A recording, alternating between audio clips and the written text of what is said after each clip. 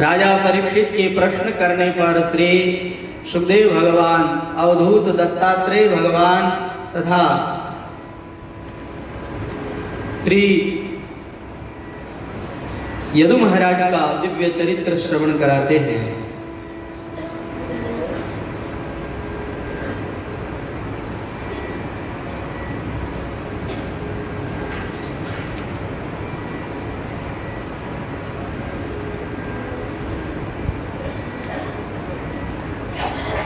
भगवान श्री उद्धव जी महाराज को यह उपदेश कर रहे हैं।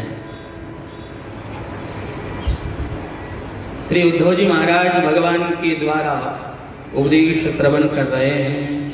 भगवान कहते हैं, प्रायेण मनुजालोके लोक तत्व विचक्षणा समुद्धरन्ति ह्यात्मानमात्मनैवा शुभाशया आत्मनो गुरुरात्मैव पुरुषस्य विशेषदा यत्र प्रत्यक्षानुमानाभ्यां श्रेयोषावनुविन्दते। जब यदु महाराज ने अवधूत दत्तात्रेय भगवान से पूछा कि आपकी इस मस्ती का राज क्या है, तब उन्होंने एक ही उत्तर दिया कि महाराज, इस संसार के अंदर जो कामना रहित हो जाता है, जो इच्छा रहित हो जाता है, वही व्यक्ति सुखी रहता है, वही व्यक्ति मस्त रहता है। अगर मस्त रहना है तो अपनी अलग से कोई इच्छा ही जागृत न होने दे। भगवान की इच्छा में अपनी इच्छा मिलाने वाला ही मस्त मौला होता है। वही मस्त रह सकता है जिसने भगवान की मर्जी में अपनी मर्जी मिला दी है। देखो राजा, मेरे 24 गुरु हैं। मैंने 24 गुरुओं से अलग अलग शिक्षा प्राप्त करी है। संति मे गुरवो राजन बहवो बुद्ध्युपाश्रिता यतो बुद्धिम उपादाय मुक्तो तामिह तां शृणु। पृथिवी वायुः आकाशम् आपोऽग्निः चन्द्रमा रविः कपोतः अजगरः सिन्धुः कपपतंगो मधुकृत् गजः मधुखा हरिणो मीनः पिंगला कुररः अर्भगः कुमारी शरकृत् सर्प पूर्णनाभिः सुपेशक्री। ये मेरे 24 गुरु हैं। सबसे प्रथम गुरु है ये पृथ्वी माता। इस पृथ्वी माता से मैंने सहनशीलता का गुण लिया है। पृथ्वी को लोग खोद देते हैं और पृथ्वी पर लोग इतने उत्पात मचाते हैं। कहीं युद्ध होता है, कहीं लोग मलमूत्र करते हैं, कहीं लोग गंदगी फैलाते हैं, लेकिन यह जो पृथ्वी है ये धैर्य धारण करके रखती है। पृथ्वी अपना धैर्य नहीं छोड़ती, पृथ्वी सहनशील है। तो मैंने इस पृथ्वी से सहनशीलता का गुण लिया। और इस पृथ्वी के ऊपर जो ये पहाड़ हैं और जो ये वृक्ष हैं, मैंने दूसरा गुण इनसे भी लिया, इनसे भी मैंने शिक्षा ली है। वृक्ष हमेशा धूप सहन करते हैं, हमेशा सर्दी सहन करते हैं, वर्षाद सहन करते हैं, सब कुछ सहन करते हैं, आंधी तूफान सहन करते हैं। इतना सब कुछ करके भी वृक्ष हमेशा लोगों को छाया ही देते हैं, हमेशा लोगों को मीठे और मधुर फल ही देते हैं। अब आप देखिए, जो स्वयं तपने वाला है, जो स्वयं कष्ट पाने वाला है, वह किसी को कष्ट नहीं देता, वह सबको सुखी करता है। अपनी ओर से वृक्ष कभी किसी को कष्ट नहीं देता है। देखिए, वृक्ष के पत्तों से भी लोग सुखी होते हैं। पत्तों से लोग क्या क्या नहीं बनाते हैं। कई पत्तों से तो औषधियां बनती है, कई पत्तों से लोग खाद बनाते हैं, और वृक्षों के पत्तों से लोग कागज भी बनाते हैं। वृक्ष की हर चीज उपयोगी है, लकड़ियां उपयोगी है, जलाने के लिए काम आती है, घर के दरवाजे बनाने के लिए काम में आते हैं। हर चीज वृक्ष की उपयोगी है। वृक्ष हमेशा परोपकार में ही लगा रहता है। तो मैंने वृक्षों से परोपकार की शिक्षा ली, और पहाड़ों से भी मैंने परोपकार की शिक्षा ली। पहाड़ स्वयं आंधी तूफान के आगे डटे रहते हैं और लोगों को आंधी तूफान से बचाते हैं। स्वयं कष्ट भोग लेते हैं, लेकिन लोगों को कष्ट नहीं होने देते हैं। तो मैंने पहाड़ों से और वृक्षों से परोपकार की शिक्षा ली है। तो पृथ्वी माता से मैंने धैर्य की, सहनशीलता की शिक्षा ली है। और दूसरी शिक्षा मैंने वायु से ली है। वायु दो प्रकार की होती है। एक तो ये जो बाहर चल रही है, जो वायु हम सबका स्पर्श कर रही है, एक तो ये वायु हो गई। दूसरी वायु हमारे भीतर जो प्राण वायु है, वह प्राण वायु हमेशा अन्न खाकर के तृप्त होती है। अन्न दो तो वह तृप्त हो जाती है, जल पिलाओ तो वह तृप्त हो जाती है। अब देखो, अन्न में ये कोई जरूरी नहीं है कि उसे आप मीठा मीठा खिलाओगे तभी तृप्त होगी, आप उसे कोई नमकीन चीज खिलाओगे तभी तृप्त होगी। वह यह नहीं कहती है कि मुझे ये दो, मुझे वो दो, बस वो तो ये कहती है कि जो भी देना है दे दो, मैं उससे ही तृप्त हो जाऊंगी। तो वायु है वह केवल आहार मांगती है। योगी को भी चाहिए कि इस संसार के अंदर जो मिल जाए, जो भी खाने को मिले, उसमें वह संतुष्ट रहे। उसमें यह भावना न करे कि ये स्वाद नहीं है, इसके अंदर स्वाद नहीं है, ये नहीं है, वो नहीं है, इस तरह से गलतियां न निकाले। और यह जो बाहर वायु बह रही है, इस वायु से मैंने ये शिक्षा ग्रहण करी कि ये वायु सबका स्पर्श करती हुई बहती है, लेकिन कहीं पर भी यह लिप्त नहीं होती है। देखिए, वायु के अंदर ना तो सुगंध होती है, ना दुर्गंध होती है, परंतु किसी का गंध का स्पर्श होने से वायु में से भी गंध आने लग जाती है, सुगंध का स्पर्श होने से उसमें से सुगंधी आने लग जाती है। कभी सर्दी का स्पर्श होने से ठंडी हवा बहने लग जाती है, गर्मी का स्पर्श होने से गर्म हवा बहने लग जाती है। लेकिन जो वायु है, उसका जो स्वरूप है, उसमें न तो शीत है, न उष्ण है, न ठंडा है, न गर्म है, और न सुगंध है, न दुर्गंध है। वायु सबका स्पर्श करती हुई सब जगह बहती है, सब जगह व्याप्त है।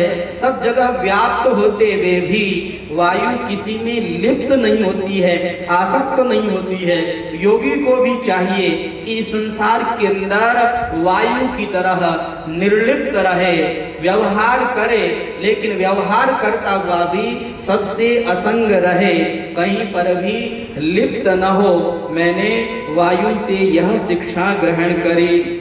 और देखो, मैंने जल से भी शिक्षा ग्रहण करी है। जल जो है वह स्वच्छ होता है, निर्मल होता है, मधुर होता है और तीर्थ रूप होता है। जल से मैंने स्वच्छता की शिक्षा ग्रहण करी है। देखिए इस संसार के अंदर मुनि को चाहिए कि वह स्वच्छ रहे, शीतल रहे, ठंडे स्वभाव का रहे। देखिए अग्नि के संसर्ग में आते ही जल गर्म हो जाता है, परंतु गर्म होने के बाद में वापस वह ठंडा भी तो होता है। जल का जो स्वाभाविक गुण है वह शीतल है, ठंडा है। जल कोई गर्म नहीं होता है, उसको गर्म किया जाता है। तो ऐसे ही योगी को भी चाहिए कि वह शीतल रहे, लेकिन अगर किसी को उपदेश देना हो तो उपदेश देने के लिए वह गर्म भी हो सकता है, किसी को डांट भी सकता है, फटकार भी सकता है। जैसे आपने देखा होगा हमारे श्री जड़ भरत जी महाराज सदा शांत रहने वाले, सदा सम रहने वाले, कभी किसी पर क्रोध नहीं करने वाले, कभी किसी को कुछ नहीं कहने वाले। लेकिन उन्हीं जड़ भरत जी महाराज ने क्या देखा कि राजा रघुगण यह अपराध कर रहा है, तो उन्होंने राजा रघुगण को कितना डांटा, कितना फटकारा। कहा अरे पंडितों जैसी बातें करता है लेकिन तू मूर्ख है।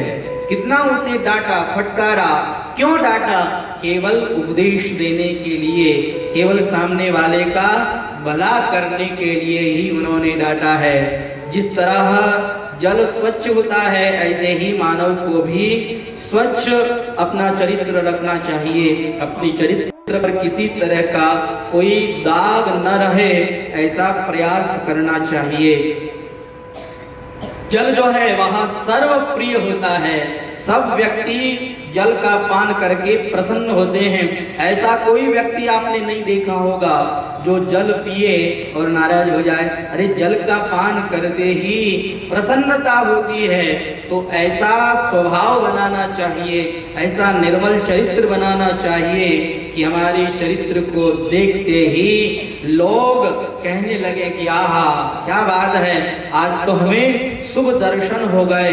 ऐसा सुंदर हमें अपना चरित्र बनाना चाहिए कि जो शुष्क हृदय वाले हैं उनका हृदय भी द्रवित हो जाए।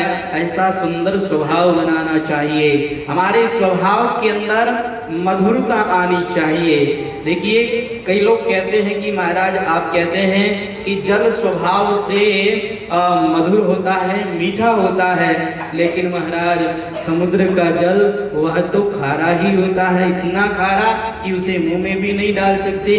आप कहते हैं कि जल मधुर होता है, मीठा होता है, ऐसा कैसे?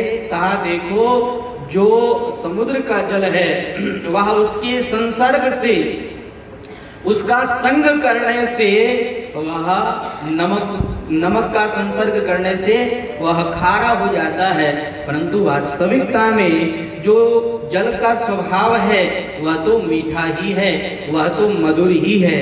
देखिए जो समुद्र का जल है, समुद्र के जल को आप उबालिए और उबालने के बाद उसके ऊपर ढक्कन रखिए। अब उसमें से जो भाप निकलेगी उस भाप को आप ग्रहण कीजिए। वो भाप आपको खारी नहीं मिलेगी, वह भाप आपको मीठी मिलेगी, क्योंकि मधुर होता है जल। जल का स्वभाव ही है मधुर। तो इस संसार के अंदर योगी को चाहिए कि वह जल की तरह मधुर हो, अपने स्वभाव को सुंदर बनाए और ऐसा सुंदर बनाए कि संसार के अंदर किसी को भी उसके द्वारा शिकायत नहीं होनी चाहिए। जैसे जल तीर्थ रूप होता है ऐसे मानव को भी तीर्थ रूप बन जाना चाहिए। देखिए अगर हमारे अंदर कोई अशुद्धता आ जाती है तो हम जल से स्नान न कर लेते, हम सोच जाते हैं तो जल के द्वारा हम हाथ धोते हैं, हाथ पवित्र हो जाता है। कपड़े गंदे हो जाते हैं तो जल के द्वारा कपड़ों को धोते हैं, कपड़े स्वच्छ हो जाते हैं।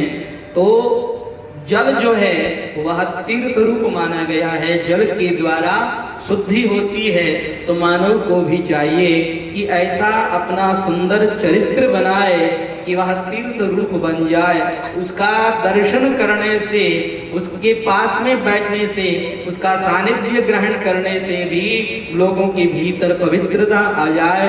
ऐसा सुंदर श्रेष्ठ स्वभाव व्यक्ति को बनाना चाहिए।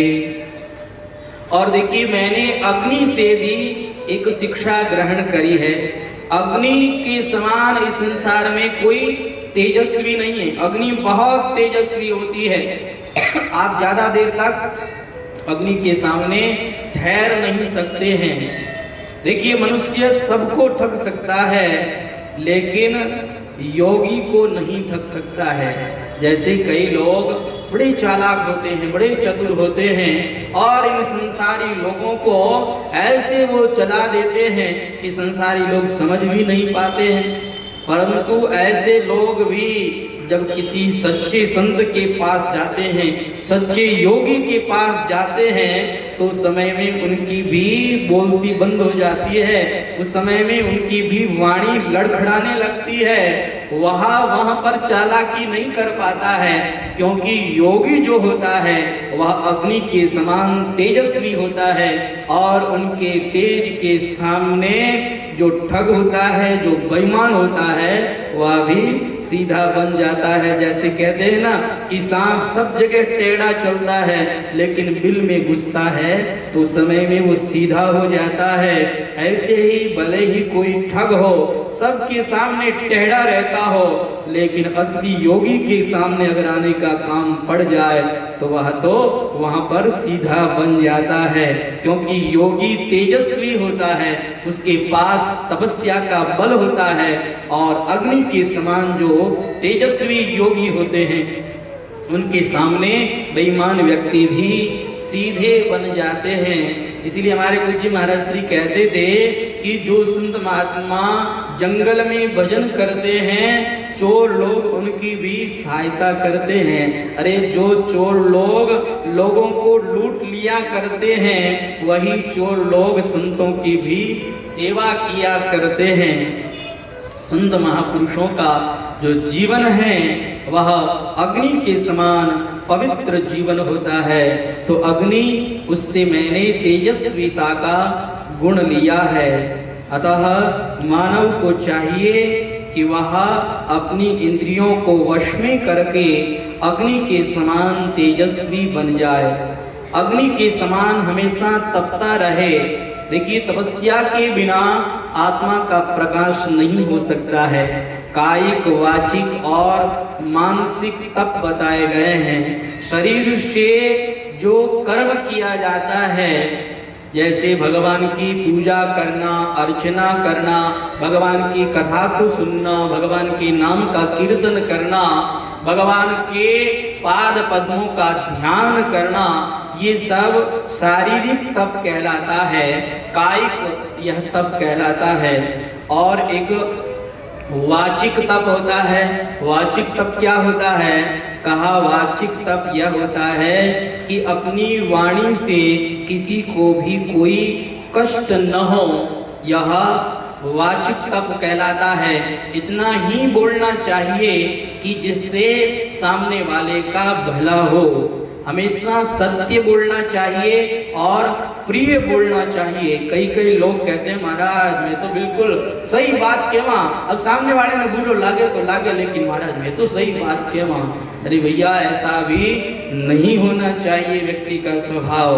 हमारे शास्त्रों में लिखा है कि सत्यम वद, सत्य बोले, लेकिन अप्रिय सत्य न बोले।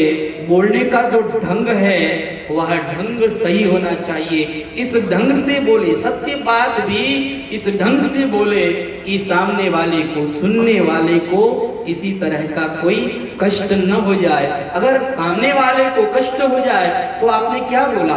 तो बोलने का जो ढंग है वह ढंग आपका सही होना चाहिए।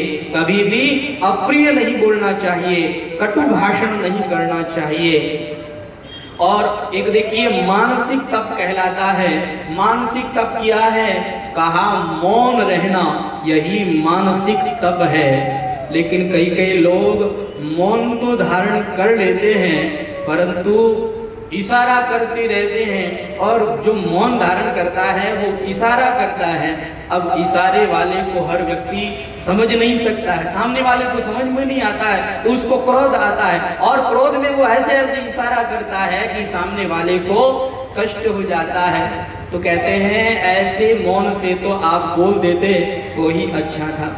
कई लोग मौन रहते हैं और मौन रह करके कुछ लिख करके दे देते हैं, इतना कटु लिख देते हैं कि सामने वाले को कष्ट हो जाता है। देखिए, आप अगर इशारे से किसी को कुछ कहते हैं और उसको कष्ट हो जाता है तो ये तो एक बहुत बड़ा अपराध हो जाता है।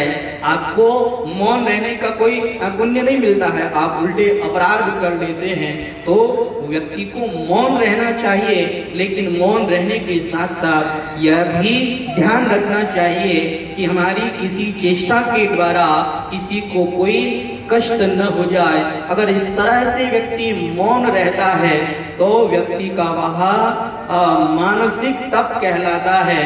इस तरह मैंने जल से यह शीतलता का गुण लिया है, अग्नि से मैंने यह गुण लिया है कि अग्नि सर्वभक्षी होती है। तो मानव को भी इस संसार के अंदर किसी भी वस्तु में आसक्ति नहीं रखनी चाहिए। और जो साधु पुरुष होता है उसको तो चाहिए कि वह ज्यादा संग्रह करे ही नहीं। जैसे अग्नि के पास जो आए उसे वो स्वाहा कर देती है, अपने पास बचा कर के कुछ भी नहीं रखती है, ऐसे ही साधु पुरुष को भी अपने पास बचा कर के नहीं रखना चाहिए। अरे बचा कर के वो रखता है जिसको भगवान के ऊपर भरोसा नहीं। जिसे भगवान के ऊपर भरोसा होता है वह इस दुनिया में मस्त रहता है, अपने पास कुछ भी संग्रह नहीं करता है। जिस तरह दीपक देदीप्यमान होता है ऐसे वह योगी भी देदीप्यमान होता रहता है। देखिए, मैंने चंद्रमा से भी शिक्षा ग्रहण करी है। चंद्रमा से मैंने क्या शिक्षा ग्रहण करी मैं आपको बताता हूँ, ध्यान पूर्वक सुने। देखो, चंद्रमा की कलाएं घटती है और बढ़ती है, चंद्रमा घटता बढ़ता नहीं है। ऐसे ही यह जो हमारा शरीर है, इस शरीर की अवस्थाएं घटती है और बढ़ती है। इस शरीर की अवस्थाएं बदलती रहती है। जैसे हम बहुत छोटे से थे तो फिर थोड़े बड़े हुए, बाल्यावस्था से किशोरावस्था में आए, किशोरावस्था से युवावस्था में आए, युवावस्था से वृद्धावस्था में आए और वृद्धावस्था से फिर मृत्यु को प्राप्त हो गए। तो इस शरीर की अवस्थाएं बदलती रहती है, परंतु हम नहीं बदलते हैं। जैसे आप ये कहते हो कि बचपन में मैं ऐसा था और अब मैं ऐसा हूँ, तो बचपन में मैं ऐसा था, ये जो कहने वाला है वो कौन है? वो बचपन में जो था वो यही है या कोई दूसरा है? दूसरा नहीं है। जो बचपन में है वही आज भी है, परंतु यह शरीर बदल रहा है। यह जो इसे देखने वाला जो दृष्टा है वह कभी नहीं बदलता है। जैसे आप स्वप्न देखते हैं और स्वप्न में आप ये कहते हैं कि मैंने तो आज बहुत बुरा स्वप्न देखा, तो स्वप्नावस्था में भी आप तो जागृत हैं, क्योंकि आप अगर जागृत न होते तो स्वप्न कौन देखता? स्वप्न की अवस्था है, जागृत, स्वप्न और सुषुप्ति, ये तीन अवस्थाएं कहलाई गई है। तो ये भी एक अवस्थाएं हैं, ये अवस्थाएं बदलती है, लेकिन हम नहीं बदलते हैं। हमारा जो स्वरूप है वह अजर और अमर है। सूर्य भगवान से मैंने यह शिक्षा ग्रहण करी कि सूर्य भगवान जल खींचते हैं, समय आने पर जल वर्षा भी देते हैं। जिसको समय पर जरूरत होती है तो उस समय में सूर्य भगवान जल वर्षा देते हैं। जब ये देख लेते हैं सूर्य भगवान कि अब तो इनके जल की बहुत कमी हो गई है, इनको जोधपुर से ट्रेन से जल मंगाना पड़ रहा है, तब तो सूर्य भगवान बरस ही जाते हैं। इतना बरसते हैं कि ट्रेन भी जलमग्न हो जाती है, वो भी रुक जाती है, वो भी आगे नहीं बढ़ पाती है। तो सूर्य भगवान संग्रह जरूर करते हैं, परंतु संग्रह किए हुए जल को वो यथा समय वर्षा भी देते हैं। सूर्य भगवान कभी यह नहीं कहते कि इसे जरूरत है और मैं नहीं दूंगा। सूर्य भगवान जिसे जरूरत होती है उसे दे देते हैं। तो इस संसार के अंदर भी जो गृहस्थ व्यक्ति हैं उनको चाहिए कि वह संग्रह करे, क्योंकि संग्रह नहीं करेंगे तो उनके कितने काम होते हैं, कब किस समय में कौन काम आ पड़े कुछ पता नहीं लगता है। तो धन का व्यय होता है, धन की आवश्यकता पड़ती है, परंतु अगर आपके पास में आवश्यकता से अधिक धन पड़ा है, आपका बैंक बैलेंस खूब अच्छा है, आपके पास में जमीन जायदाद भी है, मकान दुकान भी है, अच्छा बंगला है, अच्छी कार है, और फिर भी अगर आपका पड़ोसी गरीब है, उसके बच्चे नहीं पढ़ पा रहे हैं और अगर आप उसकी सहायता नहीं करते हैं, तो आपके समान कोई निकम्मा भी नहीं है, आपके समान कोई चोर भी नहीं है। भागवत में ऐसे व्यक्ति को चोर कहा गया है और यह भी कहा गया है कि ऐसे चोर को डंडे पड़ने चाहिए। सस्ते न दंड मरहति, भागवत के अंदर ऐसी स्पष्ट आज्ञा दी गई है। तो आपके पास में धन है और कोई गरीब है तो उसकी सहायता जरूर करें। सूर्य भगवान से हमें यह शिक्षा लेनी चाहिए। कबूतर से मैंने यह शिक्षा ग्रहण करी कि कबूतर अपने परिवार के साथ रहता है। एक दिन अपनी स्त्री के पास साथ में वह चुगा लेने के लिए जाता है। जब वापस आता है तो उस समय में वह क्या देखता है कि उसके बच्चे वह जाल में फंस चुके हैं। अपने बच्चों को जब जाल में पड़ा हुआ देखा तो वह स्त्री रोने लगी, बच्चों की माँ रोने लगी और रोती हुई माँ भी जाल के अंदर बच्चों के पास चली गई। जब कबूतर ने ये देखा कि मेरे बच्चे भी जाल में फंस गए, मेरी स्त्री भी जाल में फंस गई, अब मैं अकेला क्या करूंगा, तो वह भी जाल के अंदर फंस गया और कबूतर को पकड़ने वाले ने पकड़ करके उसे रांध करके खा लिया। तो जो व्यक्ति कबूतर की तरह अपने परिवार के अंदर आसक्त होता है वह भी कबूतर की तरह मारा ही जाता है। इसलिए सावधान रहें, कबूतर की तरह परिवार में आसक्त न हो, क्योंकि इस संसार में जो आया है उसे जाना पड़ेगा। जिसके साथ जैसी परिस्थिति होनी है वह तो होकर के रहेगी, आप उस परिस्थिति को बदल नहीं सकते हैं। हाँ, किसी की दुख की घड़ी है तो उस दुख की घड़ी में आपको सहायता करनी चाहिए, आपको भी दुख होना चाहिए, परंतु हम उसी के साथ चले जाएं ऐसा नहीं होना चाहिए। इस संसार के अंदर इस तरह से आसक्त न हो कि हम फंस जाएं। फंसने के लिए हम नहीं आए हैं, हम सेवा करने के लिए आए हैं, एक दूसरे की सहायता करने के लिए आए हैं। सहायता भले ही करे लेकिन फंसे नहीं। अगर फंस गए तो वो जन्म मरण का कारण बन जाएगा। जैसे जड़ भरत जी महाराज ने मृग को बचाया, सहायता की, ये उनका कर्तव्य था, लेकिन उसके अंदर उन्होंने मोह कर लिया, ये उनसे गलती हो गई और एक गलती उनके 3 जन्मों का कारण बन गई। इस संसार के अंदर हमें सावधान रहना चाहिए, अपने कर्तव्य कर्म का पालन करना चाहिए, परंतु कहीं पर भी फंसे नहीं, कहीं पर भी आसक्त न हो, इस बात का हमें पूर्ण ध्यान रखना चाहिए। श्री अवधूत दत्तात्रेय भगवान कहते हैं कि देखो, मैंने अजगर से भी शिक्षा ग्रहण करी है और अजगर से मैंने क्या शिक्षा ग्रहण करी है मैं आपको बताता हूँ, ध्यान पूर्वक सुनना। कि अजगर करे न चाकरी, पंछी करे न काम, दास मलुकायों कहे सबके दाता राम। अजगर चाकरी नहीं करता, पक्षी काम नहीं करता, लेकिन उस अजगर का भी भगवान पेट भरते हैं। तो इस संसार के अंदर जो सन्यासी हो गए, जो महात्मा हो गए, उनको इन संसारी लोगों के आश्रित रहना ही नहीं चाहिए।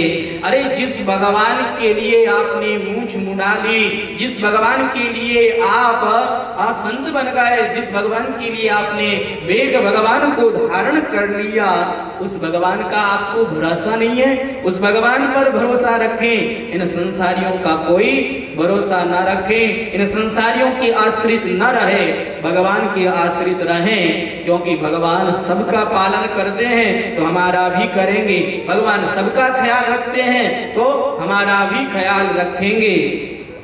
वो हमें भूखे नहीं मारेंगे, वो हमें कष्ट नहीं देंगे, वो तो हमारा ख्याल रखेंगे। ऐसा भगवान के ऊपर दृढ़ विश्वास होना चाहिए।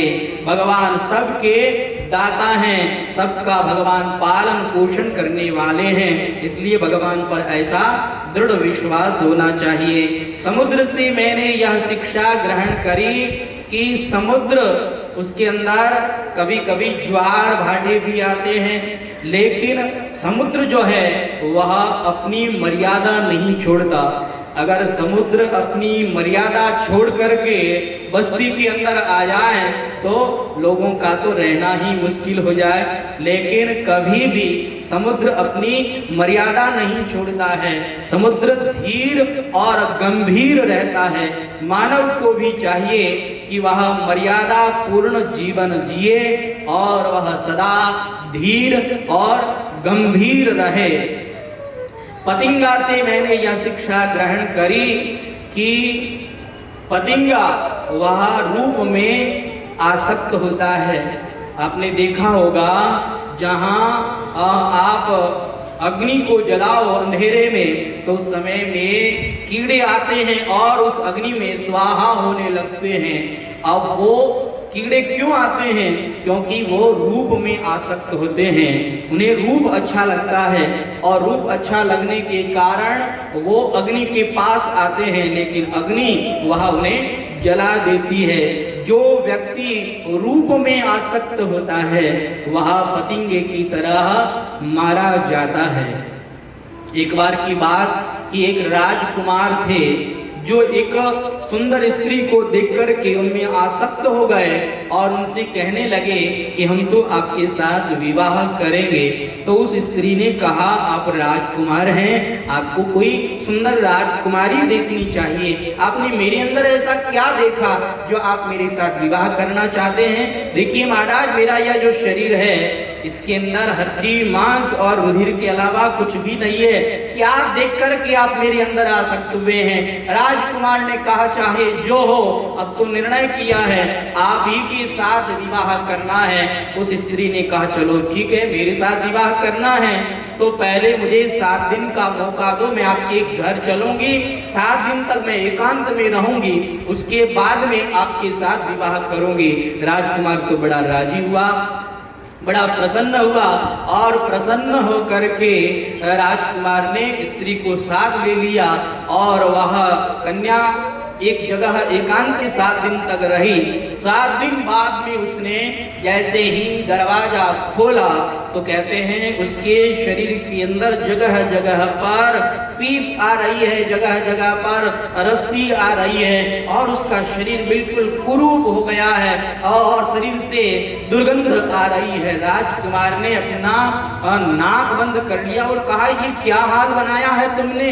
कहा, आपने तो कहा था मैं आपके साथ विवाह करूंगा, चलो मेरे साथ विवाह कर लो, लेकिन देखो सुन लो, मुझे कुष्ठ रोग हुआ है और जो भी मुझे छुएगा उसको भी हो जाएगा यह रोग, और देखो मेरे शरीर से ऐसी दुर्गंध आ रही है, क्या तुम मेरे साथ विवाह करना चाहोगे?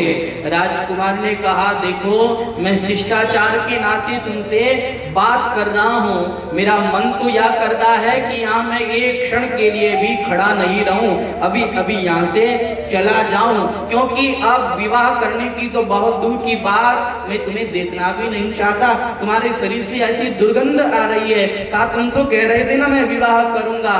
नहीं, अब मैं विवाह नहीं कर सकता हूँ। राजकुमार महाराज ने कहा मैंने आपके रूप को देखा, रूप में आसक्त हुआ, अब आपका वह रूप नहीं रहा तो मैं आपके साथ विवाह भी नहीं कर सकता। वह स्त्री कोई साधारण स्त्री नहीं थी, उसने योग के द्वारा अपने शरीर को ऐसा बनाया था, वापस उसने योग के द्वारा शरीर को सुंदर बना लिया और राजकुमार को उन्होंने उपदेश किया और कहा कि देखो इस संसार के अंदर रूप में आसक्त नहीं होना चाहिए। जो व्यक्ति रूप में आसक्त होता है वह व्यक्ति पतंगे की तरह मारा जाता है। श्री अवधूत दत्तात्रेय भगवान यहाँ यदु महाराज को अपने 24 गुरुओं की कथा सुनाते हैं। अब यहाँ कितने गुरुओं की कथा हो गई आप लोग गिन नहीं पाएंगे। अब 24 है, कोई छोटी गिनती हो तो गिन भी ले, 24 की गिनती है। महाराज मैं तो सुना, मैं गिनिया को नहीं, कोई बात नहीं, नहीं गिना आपने। ये 11 गुरुओं की कथा हो चुकी है। बाकी की जो आगे की गुरुओं की कथा है उस कथा को हम लोग कल की कथा सत्र में सुनेंगे। आज के कथा सत्र को हम पहले विराम इसलिए दे रहे हैं क्योंकि आज जो बच्चे संस्कार शिविर में तैयार हुए हैं, जिन्होंने बाल संस्कार शिविर में जो बातें सीखी है और जो श्लोक याद किए हैं, तो बच्चे अपनी प्रस्तुति देंगे। किस बच्चे ने क्या सीखा है हम आपको यहाँ पर बताएंगे। तो आप लोगों से प्रार्थना है कि आप लोग बैठे रहें, कोई भी उठे नहीं, बच्चों को सुनकर के जाएं। बोलिए आनंद कंद भगवान की जय।